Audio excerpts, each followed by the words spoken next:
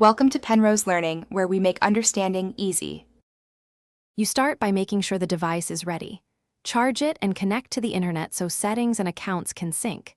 Next, sign into the primary account, Apple ID, Google, or Microsoft, because you'll need verification to restore lock features. Once done, back up important files or confirm cloud sync to avoid data loss if you must reset security settings. Now that prerequisites are set, move immediately into the system settings to locate the lock screen controls. You now go straight to settings and tap security or lock screen to check if the lock options are toggled off. Re-enable your PIN, pattern, or biometrics and reconfigure timeout and notification visibility so the screen locks properly.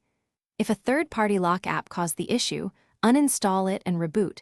Those apps often override system locks. If controls are grayed out, consider a system restore or reset, but make sure you've backed up first, because that step is irreversible. Finish by rebooting and testing the lock screen 2 to 3 times to confirm normal behavior. Check that notifications and quick access behave as expected. Make sure recovery options are enabled, alternate email, phone number, 2-factor authentication, and Find My Device, so you can regain access later. If the lock remains non-functional, boot into safe mode to rule out apps and only then perform a factory reset as a last resort. If that fails, contact the device maker with your account. Thanks for watching. If this was helpful, leave a like and consider subscribing. See you next time.